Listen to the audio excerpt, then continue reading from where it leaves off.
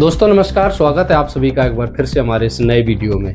दर्शकों, ब्रह्मा विष्णु महेश क्या किसी मुर्दे को जिंदा करने की सामर्थ्य रखते हैं? आज एक ऐसी अजीबोगरीब परीक्षा से आपको परिचित करवाने वाले इस वीडियो के माध्यम से, जो ब्रह्मा विष्णु महेश ने भी कहीं ना कहीं वो परीक्षा से ये प्रमाणित कर दिया कि वाकई में एक और कोई परम शक्ति विद्यमान है जो ब्रह्मा विष्णु महेश से भी कहीं ना कहीं ऊपर विराजमान रहती है। आज का ये वीडियो इतना धमाकेदार होने वाला है जो आपको ये प्रमाणित कर देगा कि त्रिदेव वाकई में वो अविनाशी भगवान नहीं है, वो सक्षम भगवान नहीं है जो मुर्दे तक को जिंदा करने की शक्ति रखता है, जिसके बारे में चारों वेद चीख चीख करके वर्णन करते हैं कि वो परमात्मा मुर्दे तक को जिंदा करने की शक्ति रखता है। वो परमात्मा मुर्दे को भी जिंदा कर देगा, किसी भी भयानक से भयानक रोग को नष्ट करके साधक की आयु को एक्सटेंशन कर सकता है। आज एक ऐसी परम शक्ति के बारे में, उसके ज्ञान से आपको परिचित करवाया जाएगा, तो बने रहिए हमारे साथ इस वीडियो में लास्ट तक। चलिए दोस्तों, तो एक ऐसे सच्चाई से भरे हुए वीडियो से अब आपको रूबरू कराते हैं जो आपको ये प्रमाणित करेगा कि ब्रह्मा विष्णु महेश जैसी परम शक्ति, जिन्हें आज हम सर्वेश्वर परमेश्वर की उपाधि दे रहे थे, वो कहीं न कहीं एक ऐसी शक्ति हमारी सृष्टि में विद्यमान है जिसके सामने सिर्फ असहाय नजर आते हैं। एक ऐसा ही अजीबोगरीब प्रकट जब सामने आया दोस्तों, एक ऐसा नाम जो इस सृष्टि का संचालन करता है, कबीर देव। कबीर देव वो असंख्य ब्रह्मांड को रचने वाले भगवान हैं जिनका शिष्य गरुड़ देव। गरुड़ देव जब एक प्रकट आया जिसमें ब्रह्मा विष्णु महेश के सामने जाते हैं और एक ऐसी शर्त रखते हैं कि हे भगवान, अगर आप सर्वेश्वर परमेश्वर हैं तो एक मुर्दा जीवित करने की आप दया करें, इस मुर्दे में जीवन दान देने की शक्ति प्रदान करें। ये अजीबोगरीब परीक्षा का क्रम कबीर जी के आदेश पर गरुड़ जी ने ये जब ब्रह्मा विष्णु महेश के समक्ष किया, उसके बाद तीनों देवता जाते हैं, ब्रह्मा विष्णु महेश और गरुड़ उस मुर्दे के पास, मुर्दे को लेकर के धर्मराज के पास। धर्मराज ने क्या उत्तर दिया? क्या वो वाकई में मुर्दा ब्रह्मा विष्णु और शंकर ने जीवित कर दिया, या फिर ये तीनों ब्रह्मा विष्णु महेश उस मुर्दे को जीवन दान देने में फेल हुए? उसके बाद कोई और परम शक्ति आई, उसने उस मृत बालक को जीवित किया। इस पूरे अजीबोगरीब घटनाक्रम से आपको परिचित करवाने के लिए एक संत रामपाल जी महाराज जी का ये सत्संग प्रवचनों का अंश मात्र एक संग्रह किया हुआ एक वीडियो आपके लिए लेकर के आए, इसको पूरा देखें। चलिए दोस्तों, आपके सामने पेश करते हैं वो वीडियो जो त्रिदेव की शक्तियों से और उस अविनाशी कबीर देव की शक्ति से आपको परिचित करवाने के लिए पर्याप्त है। आपसे प्रार्थना, इस वीडियो को पूरा देखें, स्किप ना करें, क्योंकि ऐसा सच्चाई से भरा हुआ वीडियो शायद ही आपने देखा होगा। चलिए पेश है आपके लिए ये वीडियो, इसको पूरा देखें। एक बार की बात है, त्रिलोक में यशस्वी विष्णु जी के वाहन गरुड़ देव ज्ञान प्राप्ति की लालसा से ब्रह्मा जी के धाम पहुंचे। प्रणाम ब्रह्मदेव। आइए गरुड़देव, आसन ग्रहण करो। प्रभु, आपके ज्ञान की ख्याति तीनों लोकों में है। मुझे आपसे कुछ तत्व पूछने हैं। अवश्य, पूछिए। हाल ही में एक तपस्वी से सुना है कि त्रिदेवों के ऊपर भी कोई परम सत्ता है जो न तो जन्म लेती है न मरती है। क्या यह संभव है? गरुड़देव, ये सच है कि हम जन्म और मृत्यु के चक्र में आते हैं, लेकिन हमसे ऊपर कोई और नहीं। हमारी जननी दुर्गा देवी ही हम सबकी सर्वोच्च हैं। क्षमा करें ब्रह्मदेव, लेकिन यह धारणा अपूर्ण है। एक ऐसी सत्ता भी है जो अविनाशी है। वह न तो समय से बंधी है और न ही शरीर से। वेदों में, विशेषकर ऋग्वेद मंडल 10 सूक्त 161 मंत्र 2 में बताया गया है कि वह परमात्मा अपने साधक की आयु भी बढ़ा सकता है, चाहे वह मृत्यु के निकट क्यों ना हो। क्या आप ऐसा करने में सक्षम हैं? यह सुनकर ब्रह्मा जी थोड़े असहज हुए। उन्हें वेदों का ज्ञान था, पर यह सत्य उन्होंने पहले कभी इस प्रकार स्पष्ट नहीं सुना था। उन्हें यह बात चुभ गई। गरुड़देव, तुम्हारी बुद्धि अब भी पक्षी जैसी ही है। किसी ने भ्रम फैला दिया है। आओ इस विषय का समाधान करते हैं। ब्रह्मा जी ने तुरंत विष्णु जी और शिव जी को बुलाया और सारी बात बताई। दोनों देवता भी क्रोधित हो उठे। ये तो सीधा सीधा हमारी सत्ता पर प्रश्न है। इनके इस कथन को समाधान की आवश्यकता है। विवाद से समाधान नहीं होगा। समाधान तभी मिलेगा जब हम इस विषय को किसी ज्ञानी सत्ता के समक्ष रखें। क्यों ना हम माता दुर्गा से यह प्रश्न करें? ऐसा निर्णय कर तीनों देवता तथा गरुड़ देव माता दुर्गा के पास पहुंचे। माता, गरुड़ देव कुछ विचित्र बातें कर रहे हैं। कहते हैं हमसे ऊपर कोई और है।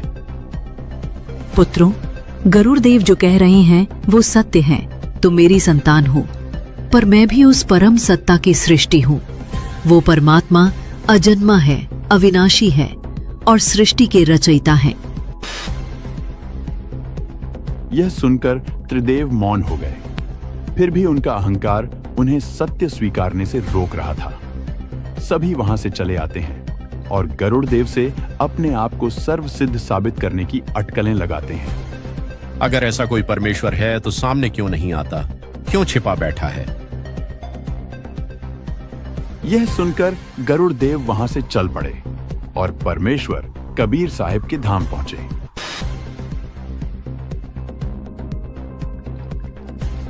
क्या हुआ गरुड़ देव? त्रिदेवों ने आपकी बात मानी या नहीं? प्रभु, आपने जो कहा था वही हुआ। उन्हें सत्य स्वीकारने में कठिनाई हो रही है।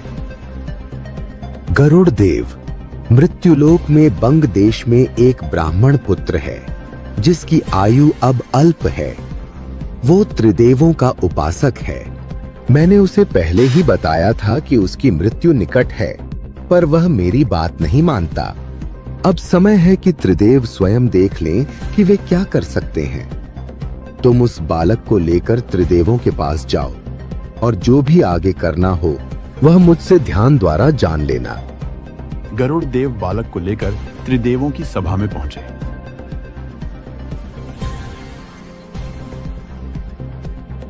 प्रभुगण, यह बालक आप सबका उपासक है और इसकी आयु समाप्त हो रही है। कृपया इसे आयुदान दीजिए। चलो इसे धर्मराज के पास ले चलते हैं, वही इसके जीवन का लेखा रखता है। सभी धर्मलोक पहुंचे। धर्मराज, जो कि सृष्टि के न्यायाधीश और उच्च पद के ग्राही है। धर्मराय जी, कृपया बताइए इस बालक की शेष आयु कितनी है?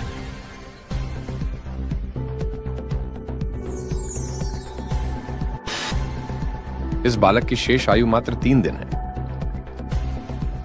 क्या आप इसकी आयु बढ़ा सकते हैं? क्षमा करें विष्णुनाथ, ऐसा मेरे बस की बात नहीं। यह विधि विधान के विरुद्ध दुस्साहस है। यह हमारा परम भक्त है।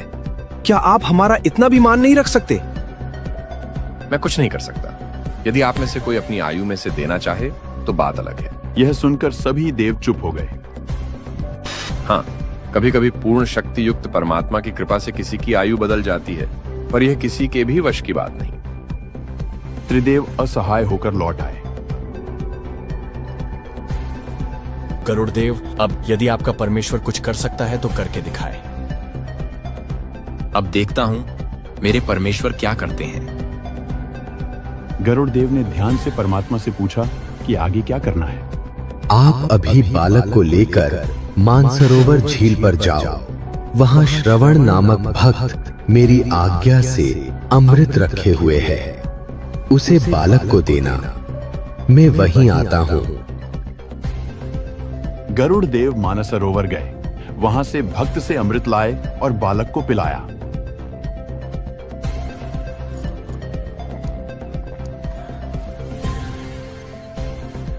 पुत्र, यह अमृत केवल प्रतीक है। जीवन दाता तो पूर्ण परमात्मा है। तुम जिन त्रिदेवों की भक्ति करते थे, देख लिया कि वे कुछ नहीं कर सके।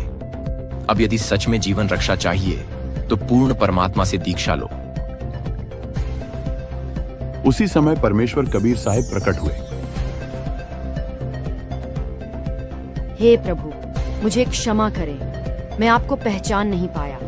कृपा करके मुझे ज्ञान दीजिए और आपकी यथार्थ सनातनी भक्ति साधना प्रदान कीजिए। Here's a look at भक्ति साधना प्रदान कीजिए। बेटा, प्रभु, मुझे क्षमा करें। मैं आपको पहचान नहीं पाया। कृपा करके मुझे ज्ञान दीजिए और आपकी यथार्थ सनातनी भक्ति साधना प्रदान कीजिए। बेटा, जो हुआ वह मोह का परिणाम था। अब सतभक्ति से जीवन सफल करो।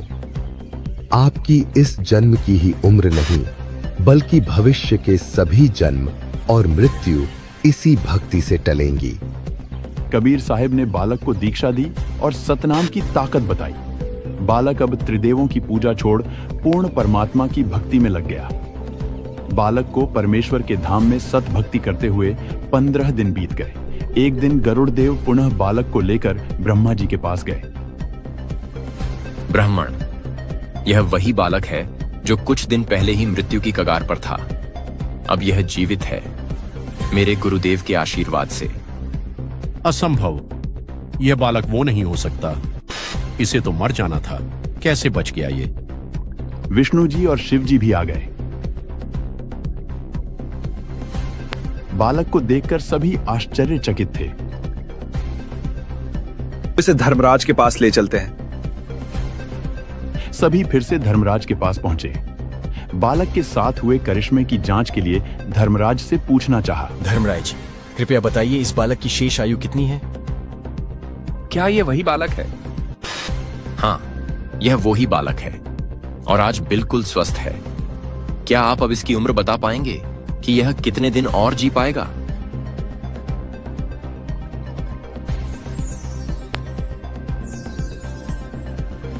अचंभा है, इसकी उम्र तो अब बहुत अधिक है।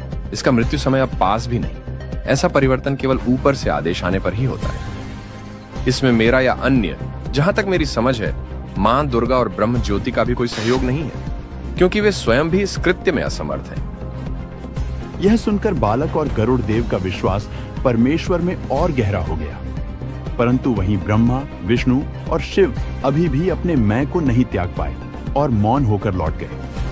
यहां से आज बालक और गरुड़ देव को पता चला कि वास्तव में पूर्ण शक्ति तो त्रिदेव और मां दुर्गा तथा निरंजन काल ब्रह्म से अन्य ही हैं, जो कि स्वयं कबीर साहिब ही हैं। तो दोस्तों, देखा आपने, ब्रह्मा विष्णु महेश जैसे परम शक्ति को, जो इस सृष्टि का संचालन करते हैं, सृष्टि के सबसे बड़े भगवान कहलाते हैं, उन तीनों देवताओं की शक्तियों से आपको इस वीडियो के माध्यम से परिचित करवा दिया गया कि ये किस हद तक के भगवान हैं।